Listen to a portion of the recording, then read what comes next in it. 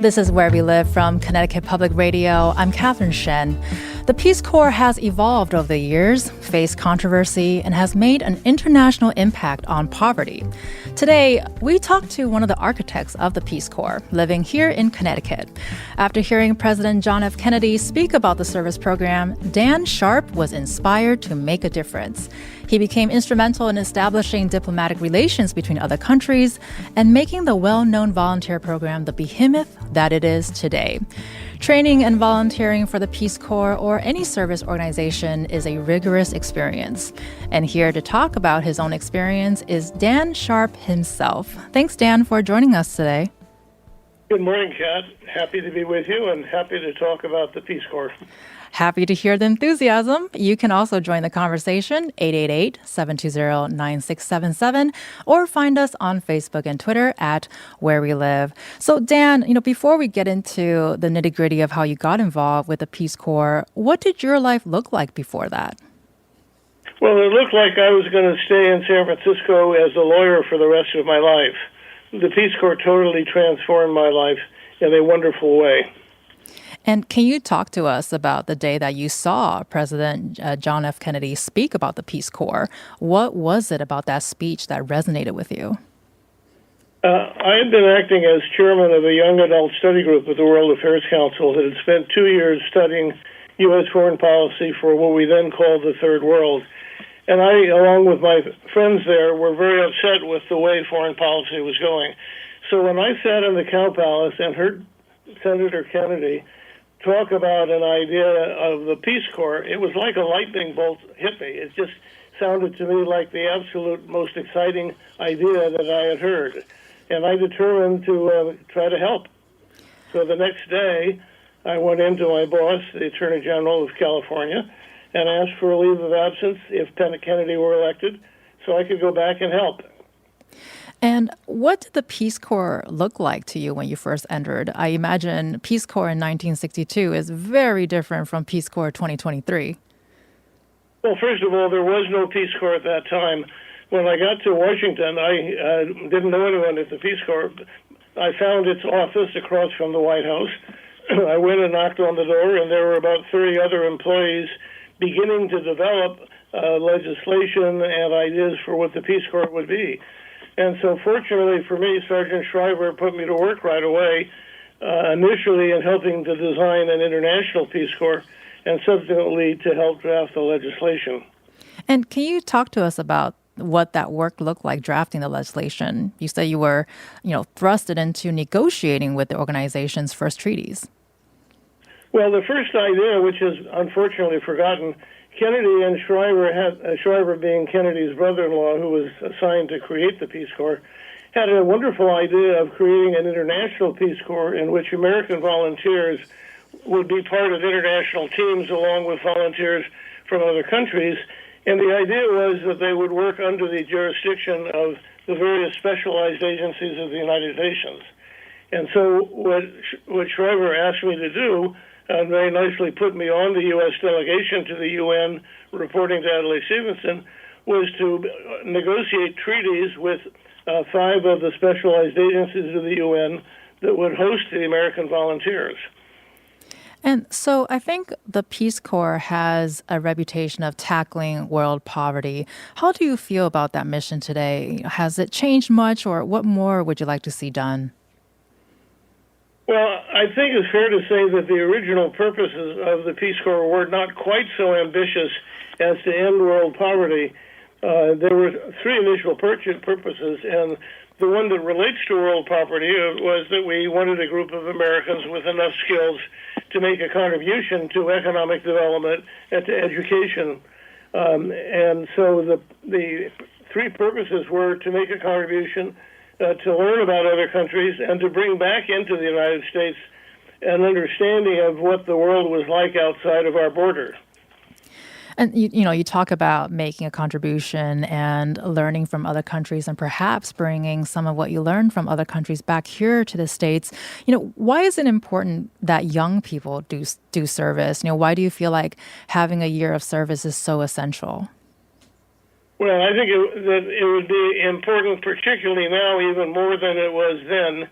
our country is unfortunately divided. And I think if there was an experience of young Americans participating in teams of their fellow Americans from all over the country and from different economic and social and cultural and racial levels, that would help to bring us back towards being a united country rather than a torn apart country.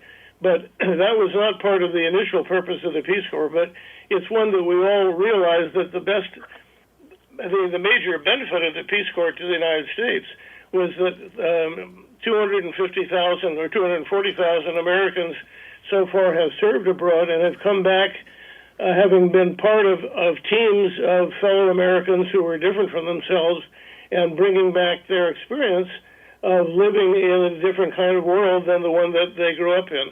So I'm very excited about an idea that is not yet fully accepted, that a year of voluntary service would be good for the volunteer and it would be good for America.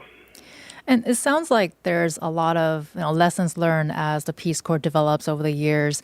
Do you think service is about character building or about a commitment to serve? Or is it perhaps a mix of both? Well, it certainly is both. I think our values get changed, I think, as we see the benefit of contributing to other people. And in the process, it is character building. I will say that after I served overseas, I worked for a corporation, and I hired more than a dozen former volunteers. Every one of them got promoted twice as fast as others who were hired at the same time. And I attribute to that to what they learned overseas in terms of how to function in a different environment, how to be resilient, how to respond to unexpected developments. So it certainly is character building as well as developing a much more coherent America. And, we've been talking a lot about youth going into service and a lot of people, different kinds of people going into volunteer service to learn about different things. Can you talk about the importance of bringing people of different backgrounds together? What kind of value do we learn and have from that kind of experience? Well, I think most Americans grew up somewhat isolated, kind of like in the silo of people like themselves.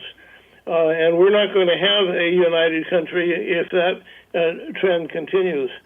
So it's good for the individual to learn much more about fellow Americans, but it's indispensable for the country to try to come back together again.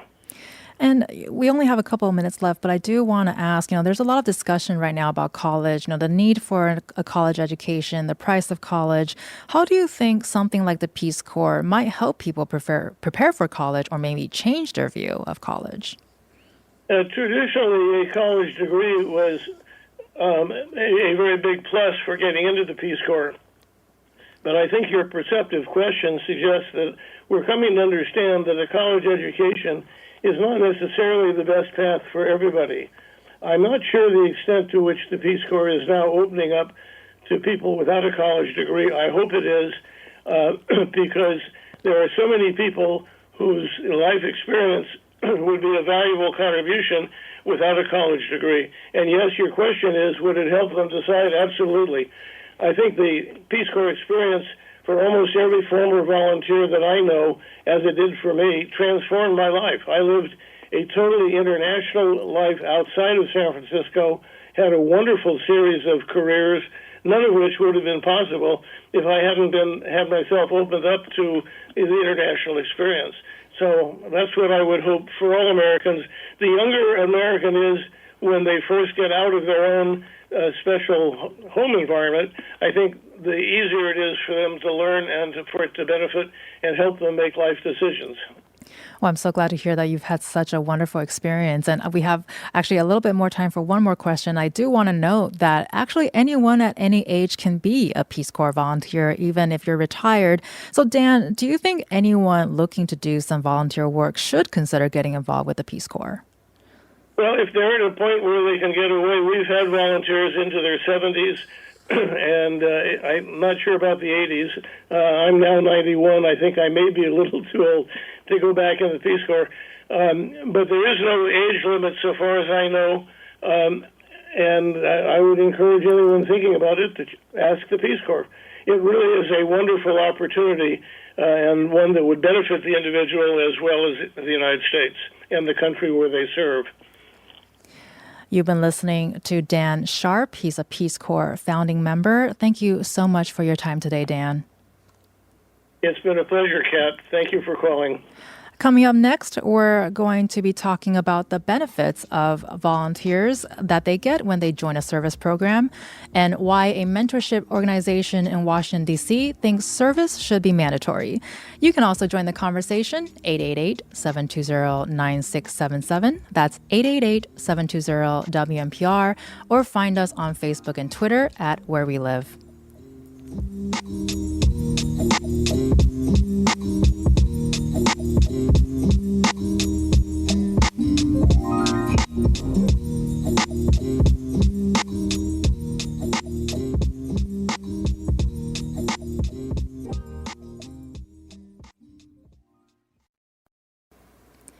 This is Where We Live from Connecticut Public Radio. I'm Catherine Shen. We've been talking about the history of the Peace Corps and that it's celebrating its 62nd anniversary this year. I think at some point in our lives, especially as students, we've been encouraged to do some sort of volunteer experience. I've certainly done a fair share of hours for Key Club in high school, but oftentimes it's not the most financially practical thing to do. Here to talk about that practicality and the value of service work is Kari Brown. He's the president and CEO of Spark the Journey, which is a mentorship program that's based in D.C. Thank you so much, Kari, for joining us today. Thank you, Kat, and it's great to be here. You can also join the conversation, 888-720-9677. That's 888-720-WNPR, or find us on Facebook and Twitter at Where We Live. And so, Kari, we've been talking a lot about how, the Peace Corps got its origin story, how it started, and where we are today, and talking about how doing service can obviously make a big difference to the communities that volunteers serve. But can you talk about what are some of the benefits to volunteers themselves when they get themselves into these service programs? Well, we know that service makes us healthier and happier. There are social gains, mental health gains. When you give, your brain releases dopamine and people get a sense of satisfaction. You heard Dan talk about, connection to new experiences and social groups.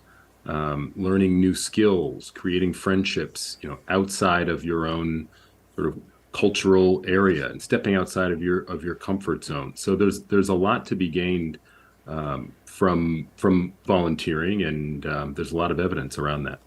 And Dan also mentioned that it sounds like there's more need for that kind of connection that you just mentioned, friendship and socialization with each other. There's more need for that today versus maybe when he was involved getting the Peace Corps running. What are your thoughts about that?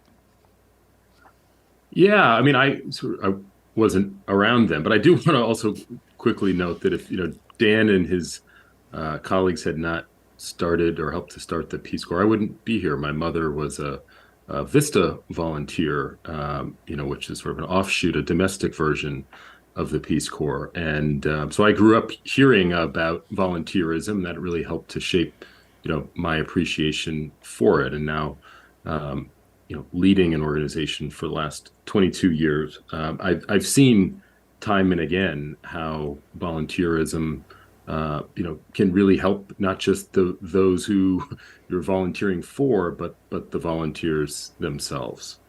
And you've written about the benefits of having a mandatory service year. Why do you feel like having a year of service is so essential, and what will be sort of your ideal plans on making that happen?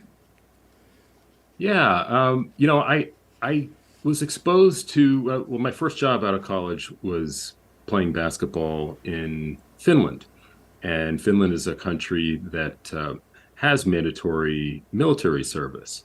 And, while they haven't had an actual conflict since World War II, the military service was really a unifying aspect of Finnish culture amongst the men who had served. Every adult man that I met while I was there, had all served in the military, and they talked about it as really, something that gave them great pride in their country, despite the differences, in their backgrounds.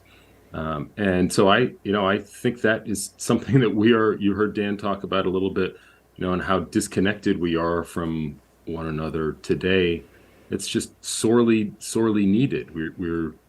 This is a time of terrible isolation, despite the fact that, the internet gives us the tools to, you know, be sort of global in any moment. It also really, isolates us. When you look at your feed, it's the same things that are popping up, and drawing you further away often. And I think volunteerism is an opportunity to open us back up. Well, maybe after this conversation today, we will see more volunteer service related information popping up on our feeds, right? Can you talk to us about what does service look like in Finland? Whether it's military service or anything within that. Just give us an idea of what that looks like. Well, I was really only exposed to the military service aspect. Sure. Finland, has a lot of really strong social services, and so they don't have poverty in the way that we do here in the U.S. And so there isn't a need to volunteer and do things that, say, the government would take care of. But the military service, as I mentioned before, is something that brings people together. And even though it was really not necessarily about fighting, it did imbue a sense of pride in the people in their country. And I posed this question to Dan earlier as well, but I also would love to hear what you have to say about what, going into volunteer service. Do you think it's about character building or about a commitment to serve, working towards unity, or perhaps a mix of both? Well, I think, the people who I talk to, in my years of leading a volunteer program, they go into it because they want to give back. They want to help their community. And I can't tell you how many times I've talked to volunteers over the years. Dozens have come up to me afterwards and saying, I went into this because I wanted to give, and I didn't know that I would receive in the way that I have. And then they go on to talk about, the new experiences that they never would have had, the sort of appreciation for different cultures that they hadn't been exposed to, the growth, the skills that they've developed, and the relationships that these cross-cultural often relationships that are really, really enriching for them. And these volunteers end up thanking me for the experience that they wouldn't have had otherwise. So I think that, again, this is something that, it's a particular moment where our country is really divided, and we need more ways to bring us together in some types of unifying experiences. So I would love to get into what your organization is about in a little bit, but I do want to ask you too, because we mentioned that you've written about why this should be mandatory. So why do you think this needs to be mandatory? And have you gotten any responses from your colleagues or peers about what they think, whether or not it should be mandatory? I've gotten some great responses. I've had some people say, how could this happen in this political environment? And I, grant that that we would need a really charismatic leader, like a Kennedy or an Obama, to, really kick this idea off, and rally people around it. But this is a time when young people are finishing high school and are having difficulty with what their next steps are. So the program that I lead, Spark the Journey in Washington, D.C., we help young people prepare for economic mobility through college and career preparation. And we're seeing in our high school seniors that this is a time when, the decisions that they have to make look a little bit different right now. We're seeing a lot of change in higher education. upper income kids call taking a year off a gap year, and that's something that gets a lot of discussion. Uh, a mandatory service program could serve as a bridge to what would come next for young people. It could help them get experiences that they could build on, either in moving to higher education or moving right into the workforce. We also, this is a time when we have tremendous infrastructure needs in our country. We volunteers could be mobilized to tackle some of those projects, like a Habitat for Humanity on steroids, type of thing.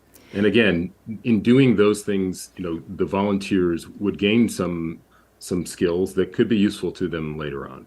Well, I'm glad you mentioned the sort of the different challenges that students have now, maybe from high school going to college. I mean, Dan elaborated on that a little bit earlier as well. So I want to kind of break that down a little bit more, especially since, you're on the ground, you're seeing these students. Can you talk about some of the new challenges, I guess, that they're facing going into college or making that, as you say, a sort of a life choice on what they want to do for the rest of their lives? What are you seeing or hearing? Yeah, yeah. It is a challenging time coming out of the pandemic. But some of these trends, predate the pandemic. So college affordability has been an issue. We've seen the cost of college increasing well above the rate of inflation for more than 20 years, and the value of grants and scholarships has gone down. And so we see, the price tag. College is just becoming unaffordable for way too many people. And the economic pressures since the pandemic have exacerbated that. So we're seeing young people who are leaving high school and saying, I have to earn money. I have to help my family. And they need to do something right away that is going to help them today, putting food on the table. So a program that could give them a stipend, that could help them, defray college loans, or that could get them some type of training, would be a tremendous benefit to young people today. And can't blame them for that, really wanting to put food on the table, right? And definitely we'll want to get back to the financial incentives in a little bit. But I do want to ask, on the flip side, we also have students who are afraid to defray college. And I'm wondering if this is something that maybe, this is a trend that I saw graduating in 2008 with the recession. A lot of students end up going from undergrad to postgrad work.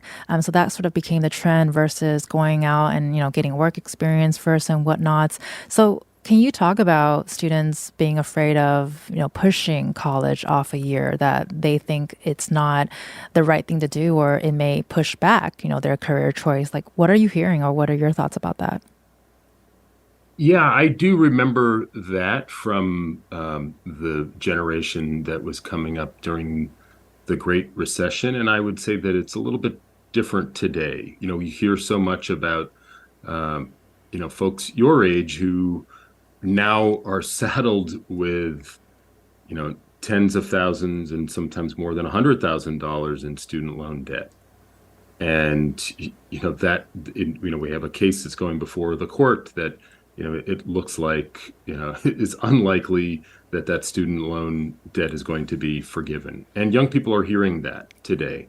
And the conversation around the value of college is changing, particularly, I think, for students who don't have the financial resources to be able to pay college tuition. And just wanted to add a quick reminder for our listeners that if you have had any service experience that you would like to share, please join the conversation at 888-720-9677. That's 888-720-WNPR, or find us on Facebook and Twitter at Where We Live.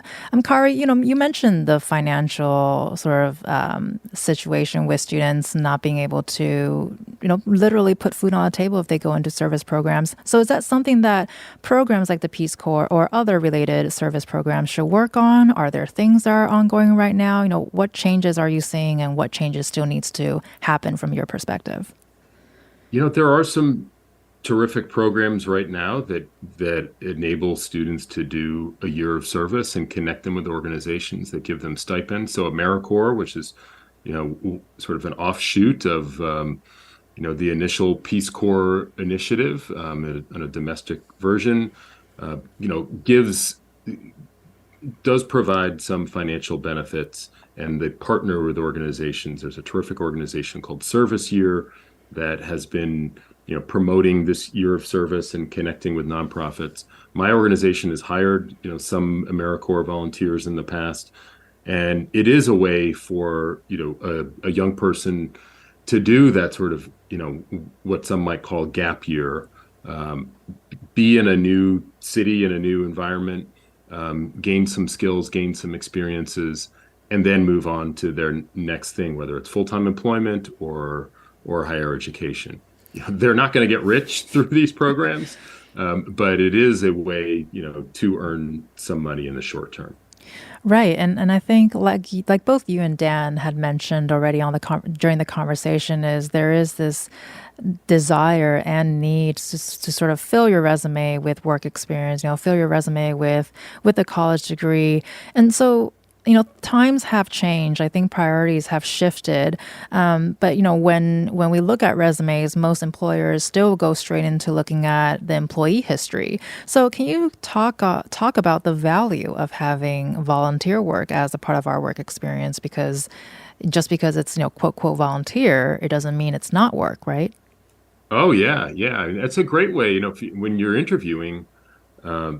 To be able to talk about, your volunteer service. And as an employer, you see that sort of volunteer often service at the bottom of the resume, and it tells you something about the person, right? It tells you what is really of value to them. What are they passionate about? What are the experiences that they've had? And then in an interview, it can give them an opportunity to really highlight things that may not have jumped off of the page, in their resume. And get some type of connection with the person that they're interviewing. So, I always love to, find out a little bit more about people. You never really know in an interview what you're going to get. And when someone is really, sharing those types of experiences, it's of great benefit to them, I think, and to the employer, to learn a little bit more about them. Well, I know we've been focusing the conversation a lot about the financial incentives and being able to give a good stipend for those who would like to serve. And I think a lot of people would like to serve if they're able to get that.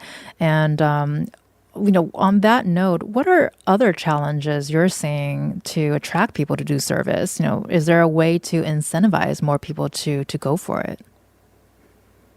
We've been able to grow our program and not have at any time a shortage of volunteers, but we are noticing that in the past year and a half it's becoming a little bit harder, and our colleagues in volunteer programs are saying the same thing around the country. And I don't know that that there's a sort of universal answer to why that is, but my guess is that coming out of the pandemic, that people are challenged in a number of ways. I think there's a lot of mental health challenges right now in communities, and maybe some more financial challenges. I don't know all of the reasons, but it is becoming a bit more difficult. It would be great if we had national leaders who were really inspiring us to do this once again. I think, at different times in our history, we've had some unifying messaging from, whether it's, I remember, shortly after 9/11, there was a moment of great unity in the country. It didn't last very long, but there was a moment of sort of coming together for purpose and country. There isn't very much of that today. There's a lot of division from our national leaders, and I think we could really use a jolt of some more enthusiasm for connecting with one another. Right. I would be into a little jolt that's beyond caffeine right now. Well, Indeed. Dan spoke about division and unity, and you spoke about unifying just now, as well as earlier about unity and service being a good way to unify people. Can you elaborate on that a bit? Because you're right, we are living in a very divided and often lonely times. Is service a good way to bring about people together without realizing that that's what they're doing? Yeah, certainly I've seen that in my career in more than 20 years leading a volunteer program at Spark the Journey. You know, I Washington D.C. is uh, though diverse, we are economically and geographically segregated, and that breaks along racial lines. And our program, though many of our mentors are the same race as their mentees, we do a lot of cross-cultural matches. And in those cases, we see from the volunteers, um, they speak of great learning that they've experienced. We hear them talk about, the benefits of getting to know people outside of their circles, developing new friendships, learning more about the city. For our people who are new to Washington, D.C., they often want to get involved in a service, initiative because it grounds them in their new community. And, I just, again, think that we need more of that, more encouragement from our leaders to engage in this type of work. Coming out of the pandemic, there are still many, many people in our communities who are struggling. And this is a time when we could use more resources, and volunteers, are a great way to do that. Well, we can definitely use more resources, as we always say. And you talked about your organization a little bit, and you mentioned the mentorship just now. But I want to dig in a little bit more, especially because you talk with younger people as well. What has their experiences like? What are their philosophies, and what does the service look like with your organization?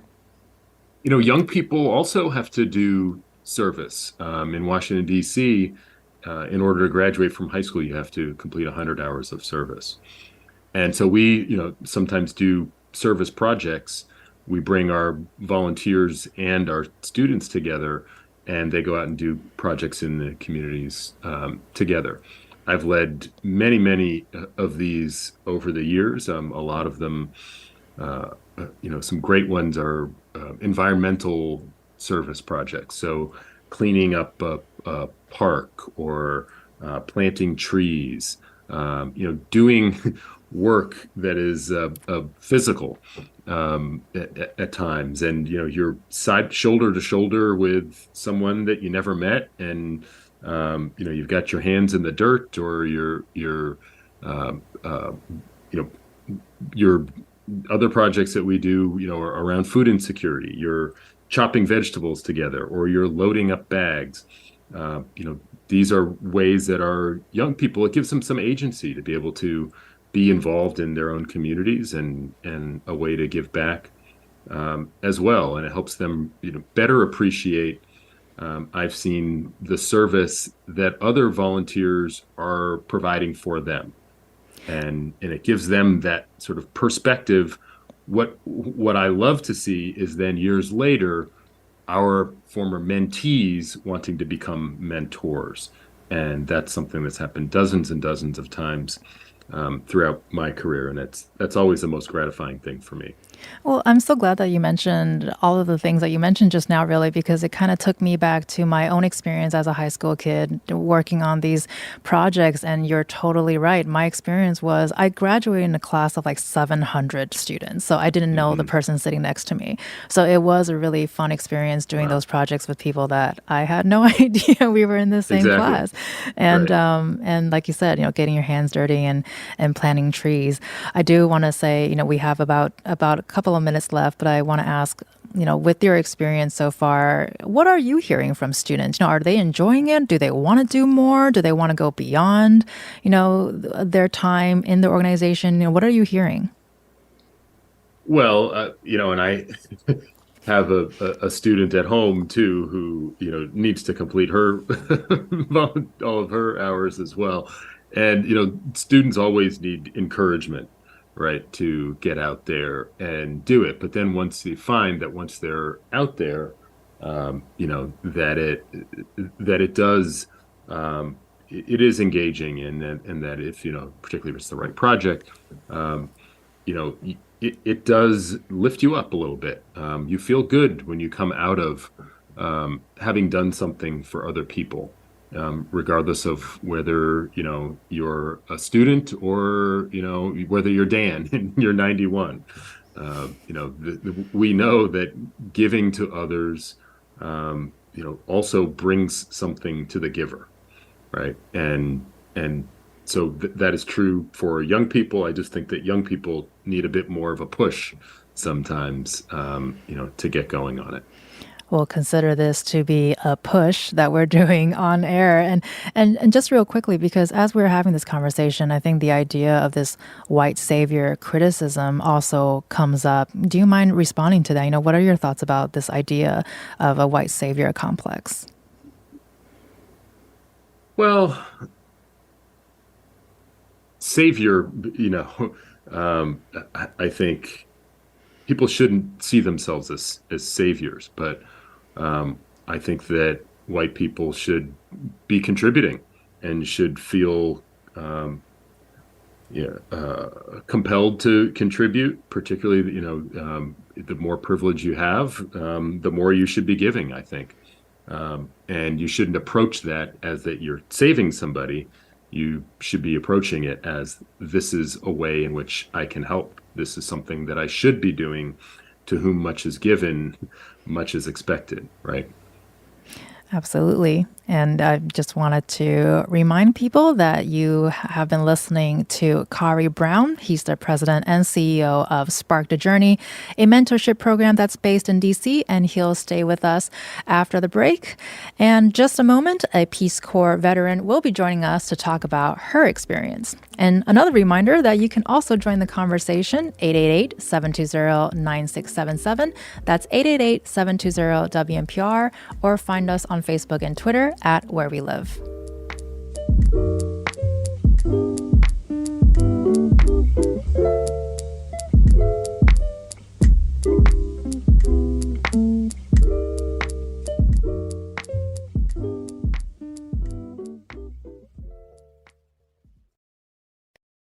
This is Where We Live from Connecticut Public Radio. I'm Catherine Shen.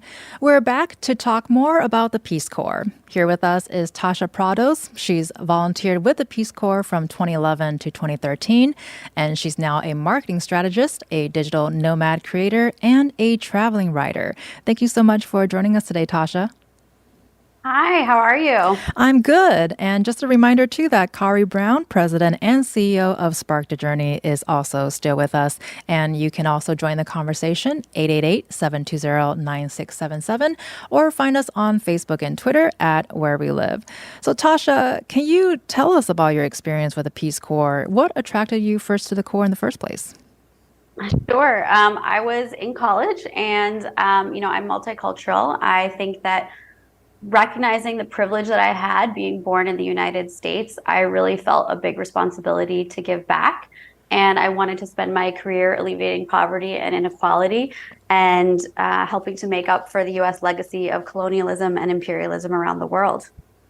So it sounds like that's quite a few things on your list of what you wanted to do. Can you tell us about that experience? Were they things that you're able to do, not quite able to do, want to do further? What was that experience like? It's interesting, this conversation. I had a really great experience in the Peace Corps. As Dan and Kari said, I feel like I received a lot more than I gave. I learned a ton, and I think it's great training for individuals who are interested in working in international development. But it also really disillusioned me with international development, and I no longer work in that field.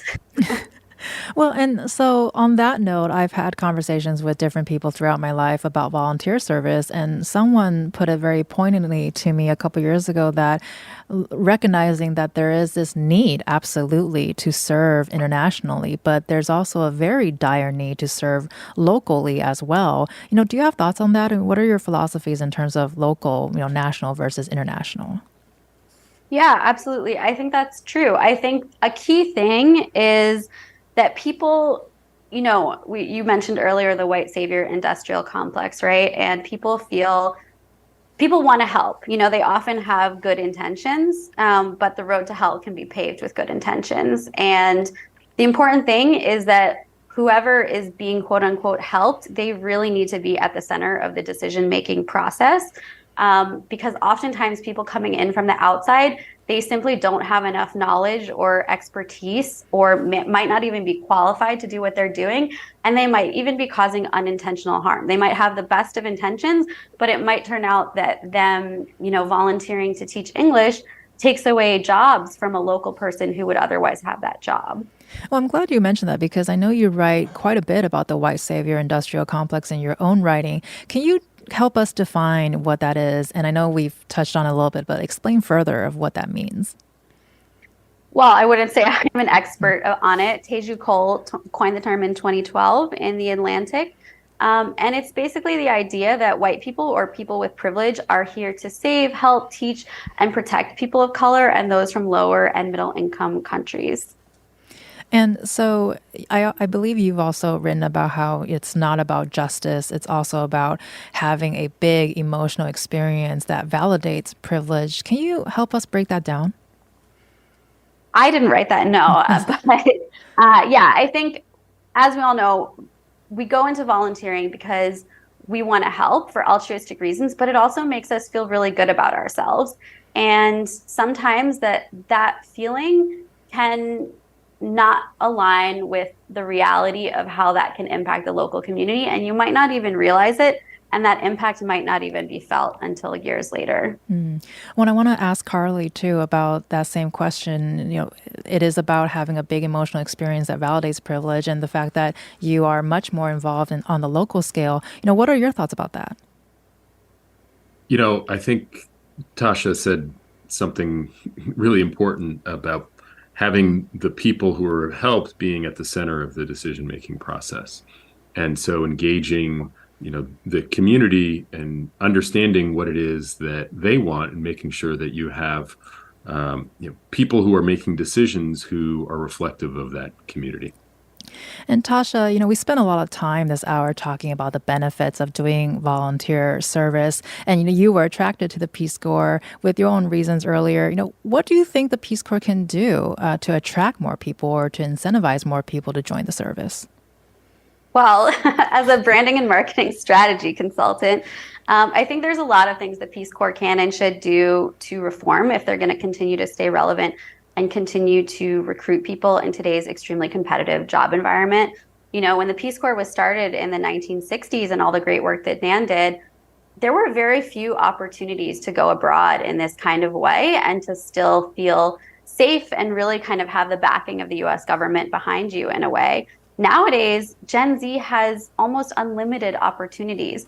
And the fact of the matter is that the Peace Corps isn't very competitive. So, we talk a lot about volunteering and the benefits of volunteering, but to be able to volunteer is really a privilege. You have to be coming from a place of privilege. It wasn't even until very recently that White House interns and Hill interns were paid. And if you can accept an unpaid position, only a certain type of person is going to be able to do that. So in order to become more competitive, Peace Corps really needs to do a lot to support their volunteers more, and not just in terms of, for example, in terms of mental health, in terms of addressing diversity issues. And unfortunately, some of these issues are very hard, I think, for Peace Corps to reform because of the way that it's structured. And I'm not an expert, but might take an act of Congress. But I think there's a lot that they can do without that. And we're going to take a quick call from Anne Quinlan from Winstead, who would like to share her experience. Anne, are you on the line? I am.